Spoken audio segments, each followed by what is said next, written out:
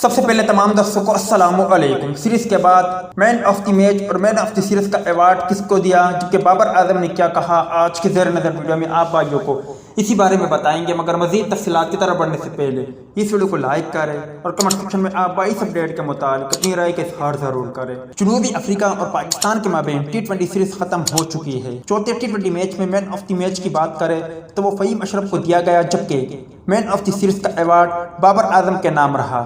Series جیت کر بھی بابر اعظم کی اپنی ٹیم کی غلطیوں پر نظر کھلاڑیوں کو بیٹھ کر سمجھانے کا عندیہ دے دیا۔ قومی کرکٹ ٹیم کی کپتان بابر اعظم نے کہا کہ آج کے میچ میں جب کریز پر سیٹ بلے باز آؤٹ ہوئے تو مڈل آرڈر پر دباؤ پڑا، ہم اس پر بیٹھ کر بات کریں گے اور کھلاڑیوں کو اعتماد دیں گے تاکہ وہ ان غلطیوں کو نہ دہرائے۔ میچ کے بعد گفتگو کرتے ہوئے ان کا کہنا تھا کہ میں اپنا 100% دینے کی کوشش کرتا ہوں، اپنے کھیل سے لطف اندوز ہوتا ہوں اور جو ٹیم کی ضرورت ہوتی ہے اس کے مطابق کھیلتا ہوں۔ بابر اعظم نے کہا کہ فخر زمان نے ون ڈے میچز میں بہترین کھیل کا مظاہرہ کیا اور باؤلر کی پرفارمنس بھی بہتر رہی۔ جب کھلاڑی ایسے پرفارم کرتے ہیں تو رزلٹ بہتر آتے ہیں۔